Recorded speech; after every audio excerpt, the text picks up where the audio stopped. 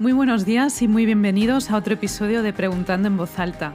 Os habla Elizabeth Clark y me acompaña en el estudio Gerson Mercadal. Hola Lisi, ¿qué tal?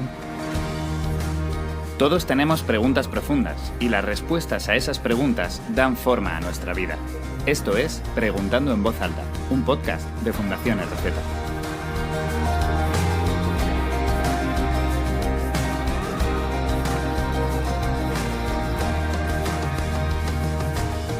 Pues antes de presentar al invitado que tenemos por teléfono, vamos a leer un botón de muestra de nuestras redes sociales. Un Jesús de Nazaret, fuera de los evangelios, jamás quedó documentado en la historia, ni tiene base en ningún descubrimiento arqueológico. Las muy pocas, 2 o 3 vagas referencias que existen sobre Jesús, fuera de los evangelios, incluido el testimonio de Flavio Josefo, no son más que interpolaciones tardías, hechas por los cristianos, que poseían el poder político con Constantino al poder. Hoy estamos dando voz a la pregunta ¿existió Jesús de Nazaret?, que ha sido precisamente uno de los primeros temas del canal Dúvidas de Rubén Acuña. Rubén es asesor de GBU y está haciendo un doctorado en filosofía en la Universidad de Santiago de Compostela. ¿Cómo estás, Rubén? Hola, buenas. Yo bien. ¿Vosotros qué tal? Muy bien. Muy bien. Rubén, es un placer tenerte, de verdad. Y oye, antes de entrar al tema, siempre me he estado preguntando, porque en tu canal de Twitter y también en YouTube ahora, siempre hablas de un pollo, ¿no? De un pollo que cruzó una carretera. Rubén, ¿por qué? ¿Y por qué el pollo cruzó la carretera? A ver, ilumínanos. Si busquéis iluminación, lo siento, pero yo precisamente tengo bastantes dudas de que se pueda saber por qué el pollo cruzó la carretera. Probablemente todo este rollo viene a que toda la gente, no sé, hay un montón de chistes y ideas ahí del pollo cruzó la carretera, según Aristóteles, porque no sé qué, según no sé quién, porque no sé cuánto, y mi tesis es precisamente que nadie lo sabe ni puede. Así que a lo mejor deberíamos hablar menos, pero... Muy interesante. Bueno, pues vamos al grano con la pregunta de hoy, que es muy interesante. Entonces os pregunto, ¿no pende la existencia de Jesús de una sola fuente, que además ha sido corrompida? ¿Qué diríais a esto? A ver, yo creo que habría mucho que decir, ¿no? Pero mi primera respuesta corta es que en realidad no, es decir, no depende de una única fuente. No sé si esa fuente se refiere a la Biblia o si se refiere a algún autor concreto, pero en realidad en los primeros siglos hay un buen puñado de autores, tanto cristianos como no cristianos, que hablan sobre Jesús y ninguno de ellos niega su existencia. No sé si podríamos alargarnos hablando de cada uno o... Si tienes ejemplos, Rubén, dánoslos. Podríamos empezar a lo mejor por, pues igual la pregunta, ¿hay fuentes no cristianas, por ejemplo, que hablen de su existencia, o todo pende de un hilo de este testimonio así un poco dudoso, ¿no?, de Flavio Josefo? Sí, bueno, a ver, en realidad, aunque no tuviésemos a Flavio Josefo, podríamos saber, por ejemplo, por Cornelio Tácito, historiador de menos de 100 años después de Jesús de Nazaret. Él escribía como Jesús, se le consideraba como un tal Cristo. Él habla de que fue ejecutado por Poncio Pilato durante el reinado de Tiberio, eso lo sabríamos, ¿no? Plinio el Joven, en una carta a Trajano también, menos de 100 años después de Jesús, hablaba de que había un montón de cristianos que estaban por todas partes, incluido en Roma, y que consideraban a este Cristo como un dios. Fíjate, menos de 100 años de su muerte, se le cantaban himnos, de hecho. Sabemos por Luciano también que este hombre era de Palestina, que fue crucificado por haber introducido algún tipo de religión. Sabemos incluso mucho antes, incluso menos de 50 años después de Jesús, en una carta de un hombre llamado Mara Barserapio, se hablaba de que este hombre se consideraba un rey sabio que fue condenado, que fue matado por los hebreos, por los judíos, ¿no? Entonces, en realidad, aunque no tuviésemos a Flavio Josefo, que es de quien habla ese tuit, o lo que sea, sabríamos muchas cosas sobre Jesús de Nazaret que concuerdan bastante bien con lo que la Biblia nos dice, ¿no? Bueno, y aparte, claro, está Flavio Josefo, que yo creo que se ha desprestigiado de más. No sé si es que me largue con esto, Sí. pero bueno, primero que no es una sola mención de Jesús que hace Flavio Josefo, hace un par de ellas, ¿no? En el libro 18 de las Antigüedades de los Judíos, que también se escribió menos de 100 años después de Jesús. Él habla, y claro, hay un párrafo que sí que ha sido muy criticado, porque básicamente habla de Jesús directamente como el Cristo, como que, bueno, hacía un montón de prodigios y que es un hombre, de hecho, si se le puede considerar hombre. Y entonces ese párrafo ha sido sometido a una crítica muy dura, que se considera que hay una tergiversación posterior, una interpolación cristiana, pero a día de hoy se acepta que antes de que fuese tergiversado, de hecho, ese texto ya hablaba sobre Jesús. Se sabe por el contexto, por la forma de hablar que tiene, no tendría mucho sentido introducir a Jesús en ese punto de la historia, donde creo que José está hablando de personajes y historias bastante negativas sobre la historia de Israel. Y aparte, no es el único párrafo en el que habla de eso. Josefo habla de hecho, de Santiago, de quien dice que es hermano de Jesús, quien era llamado el Cristo, ¿no? Y esa idea de Jesús llamado el Cristo hace pensar que Flavio Josefo ya había hablado sobre eso en un párrafo antes, y aparte también Flavio Josefo da muchos detalles que concuerdan perfectamente con las biografías de Jesús que tenemos en la Biblia. Habla de muchos personajes más, aparte de Jesús, como Juan el Bautista, como, Anás, Caifás, Pilato, todo el contexto que se da, por supuesto, en los evangelios. Flavio Josefo lo explica, y con eso corrobora muchísimos datos, no solamente la existencia de Jesús, ¿no?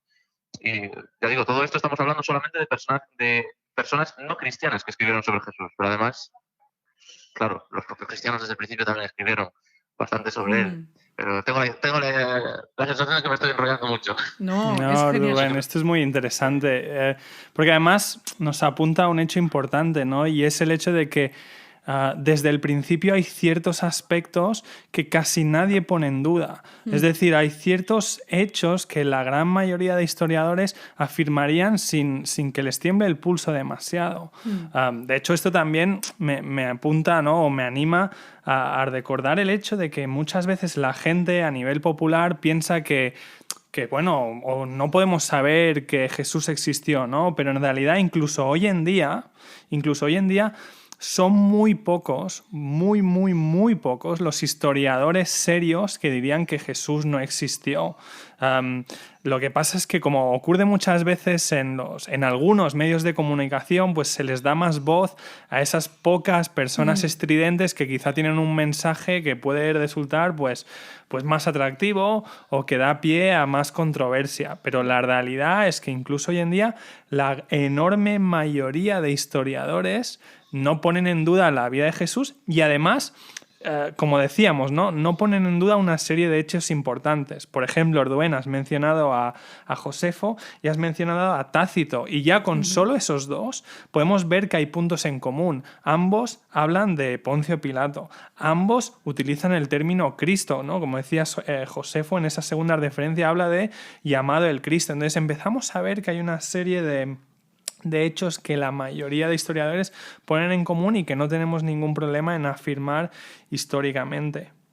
También otra cosa que es importante y se nos pasa por alto muchas veces, pero es importante y la has mencionado, Rubén, no solo tenemos las referencias de autores no cristianos, no solo tenemos las referencias bíblicas, que también deberían ser consideradas, igual es algo que hablamos en un momento, sino que además hay un montón de referencias que vienen de autores que son cristianos, pero que no están en la Biblia y que son igualmente fiables, como son los centenares y centenares de cartas que tenemos de los autores entre sí. Tenemos las cartas de Clemente en el 96, carta de Ignacio, obispo de Antioquía, en el 115, la carta de Policarpo, de Bernabé, etcétera, etcétera. Es decir, no solo contamos con referencias extrabíblicas de no creyentes, sino que además contamos con referencias extrabíblicas que son fiables, que vienen de autores creyentes. Sí.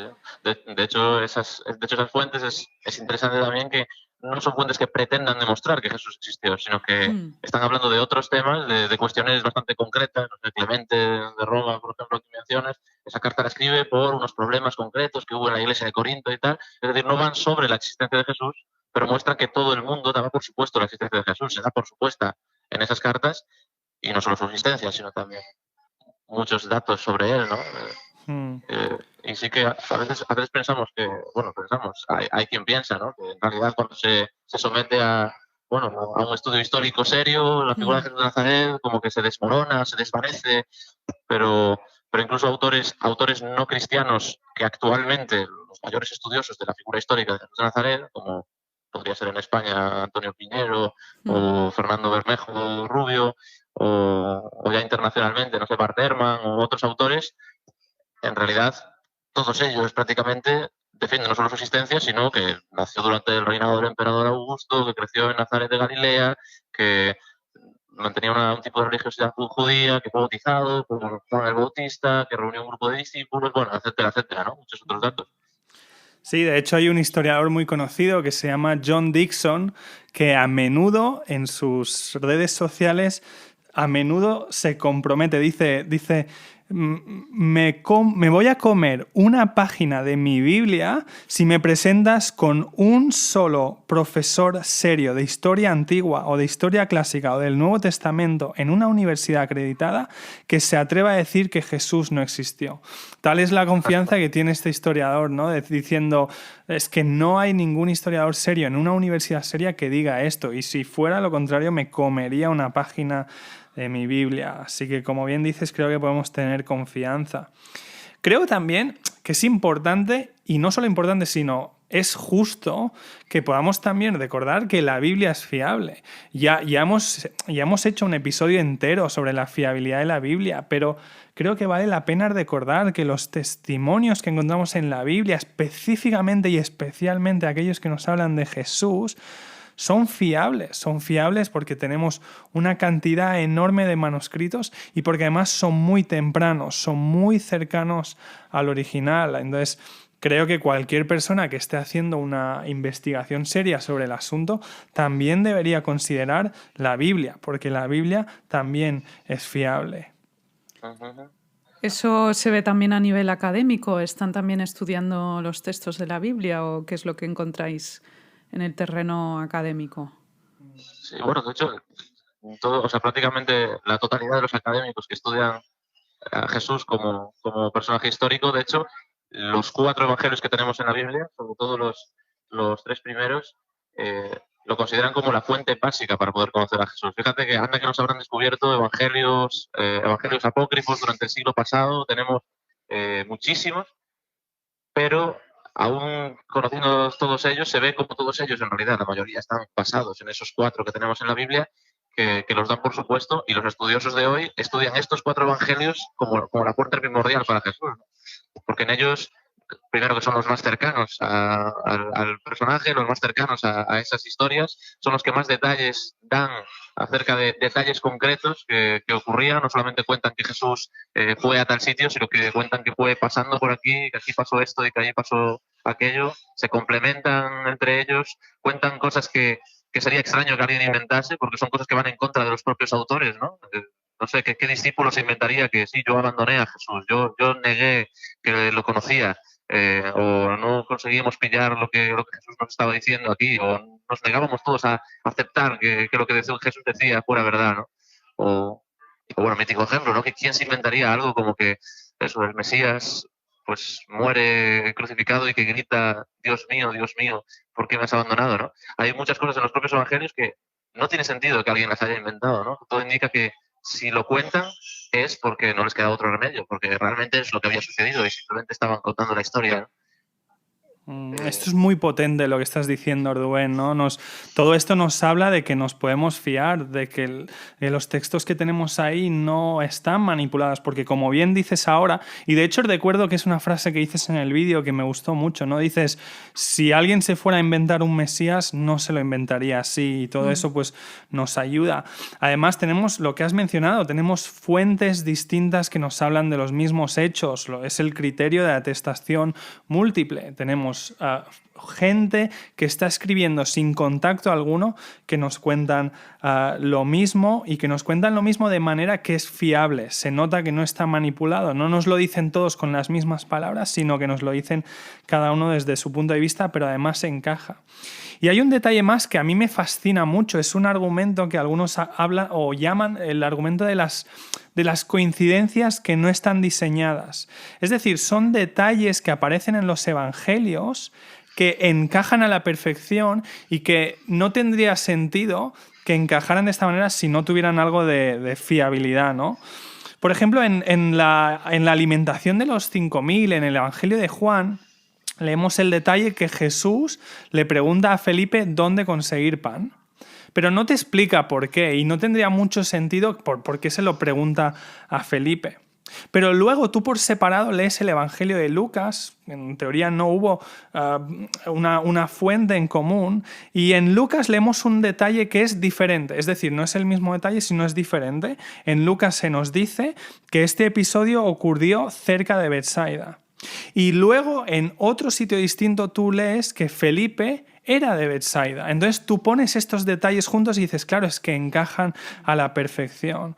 O por ejemplo en el Evangelio de Mateo leemos que en un momento dado Santiago y Juan están arreglando sus redes, pero no te dice por qué.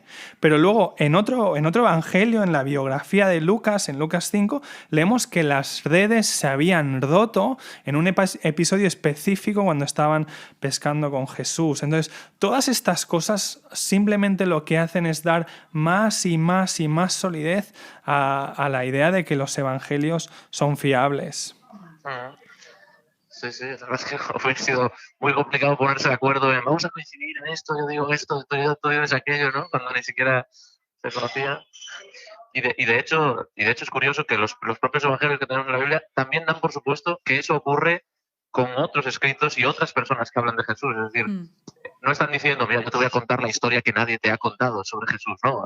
Lucas, por ejemplo, empieza su carta diciendo que, mira, muchos ya han hablado de esto, muchos ya han intentado poner esto en orden y esas cosas que ya te han contado por ahí son ciertas. Y a mí me ha parecido bien también, después de haberlo investigado bien, contártelo, ¿no? O sea, que da por supuesto que ya no solo los otros evangelios súper currados, sino que todo el mundo está hablando de esto. Y esta idea de que todo el mundo está hablando de esto, que ellos dicen, está ahí siempre. En Hechos lo vemos en varios discursos, ¿no? Pablo presentándose ahí ante algún gobernante dice, nada de esto se ha hecho en un rincón, ¿no? O Pedro cuando sale a predicar por primera vez dice que estas cosas han sucedido entre vosotros. Jesús ha hecho estos milagros entre vosotros y vosotros mismos lo sabéis. O sea, que vemos como los evangelios como que cada uno corrobora detalles del otro, pero además ellos mismos dan por supuesto que la gente ya sabe cosas y ya conoce datos que van a corroborar sus propias historias. Es decir, la historia de Jesús estaba totalmente introducida dentro de la historia de su alrededor. No sé si me estoy explicando. Sí, totalmente.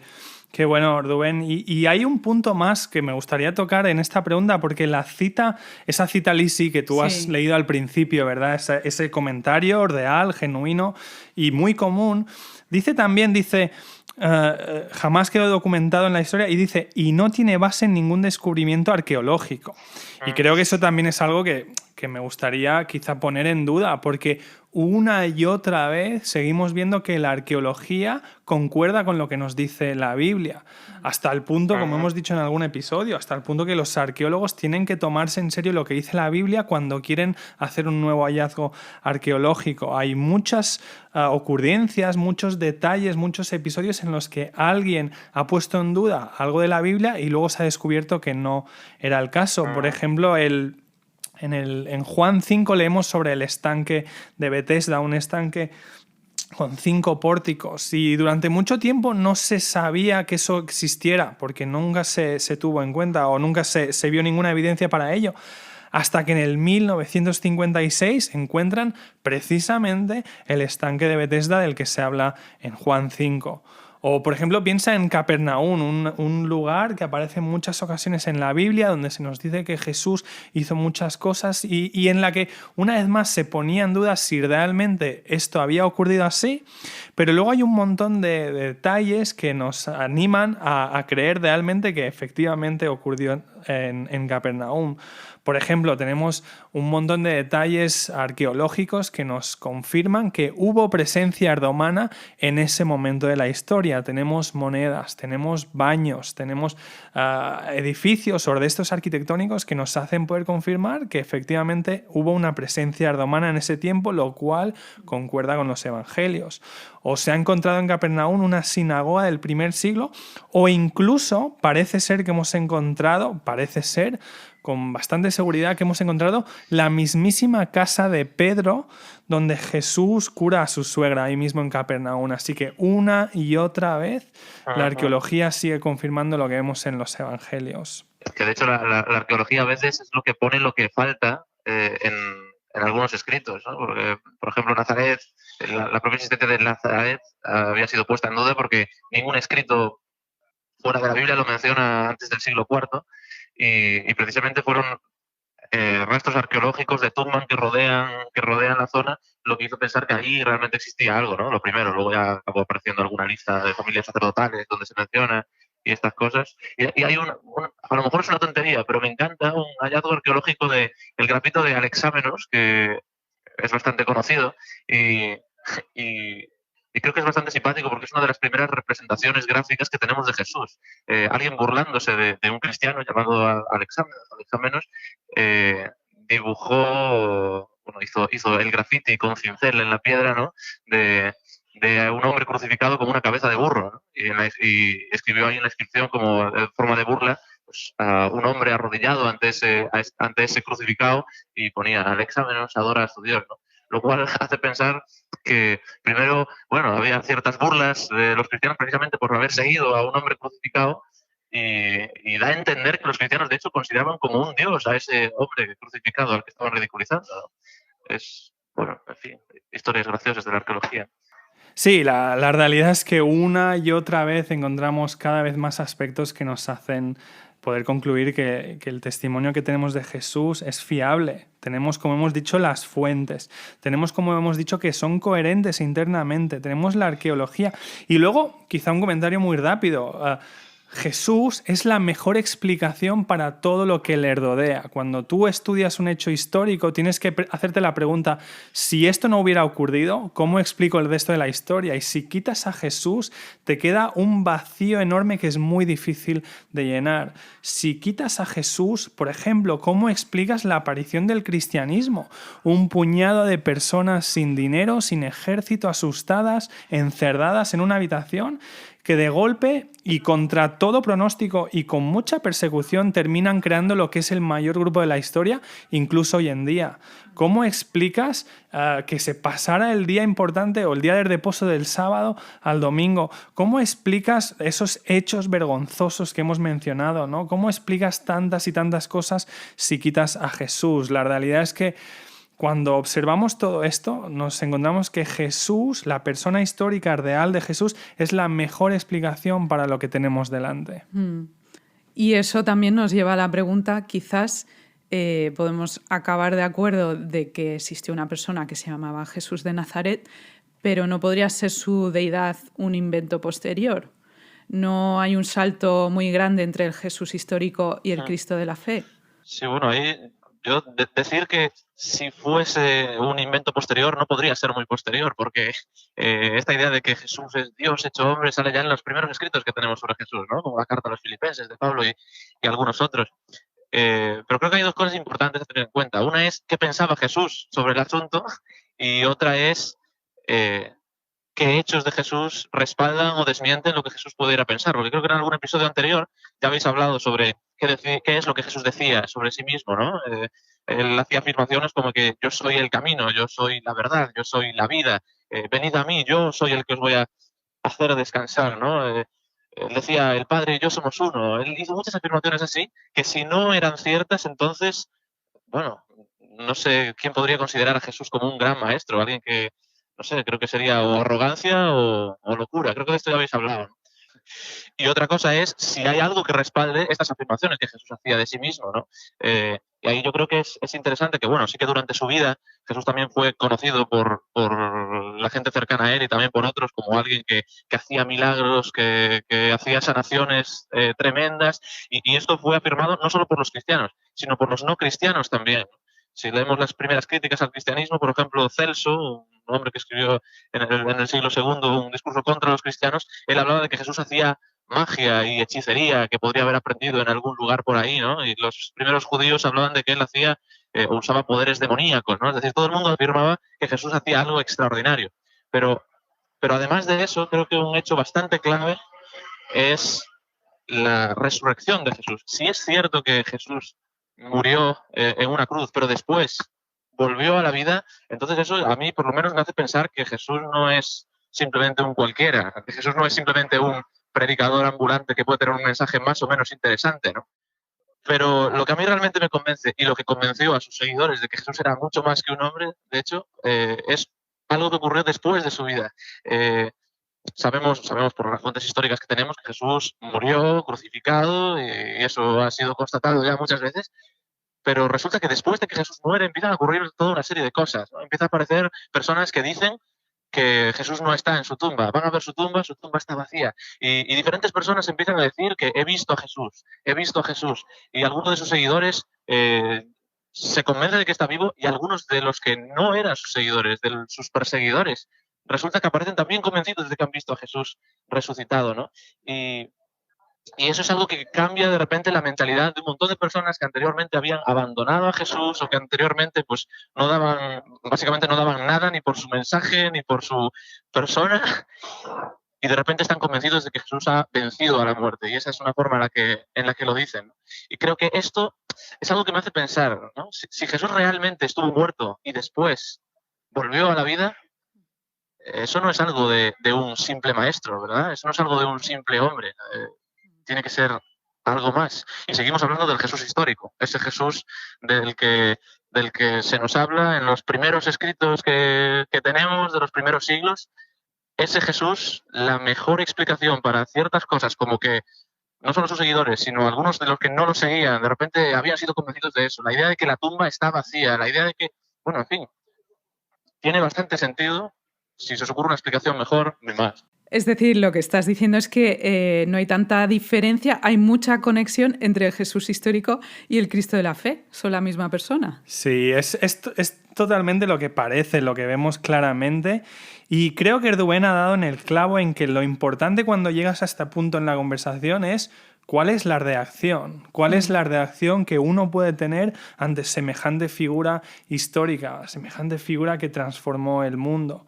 Ya hemos visto, ¿verdad? No podemos tener una reacción mediocre como si simplemente fuera una persona más que puedes permitirte el lujo de no tener en cuenta. De hecho, la pregunta inicial con la que estábamos hablando ahora era la de no se habló de que Jesús era Dios a posteriori, pero es que incluso en el Evangelio, en la biografía de Jesús, leemos como sus propios enemigos ya veían que lo que él estaba haciendo no te permitía decir estas cosas. En Juan 10 vemos que los judíos le dicen: no te apedreamos por ninguna obra buena, sino por blasfemia, y porque tú, siendo hombre, te haces Dios. Es decir, sus propios enemigos estaban viendo la conclusión clarísimamente. No es un mero maestro, como nos dice Rubén, es Dios. Y esto o es verdad o no es verdad. Y nos lleva directamente a esa invitación que ya hemos lanzado en el pasado y que repetimos una vez más. ¿Cómo vas a reaccionar tú ante todo lo que estás escuchando?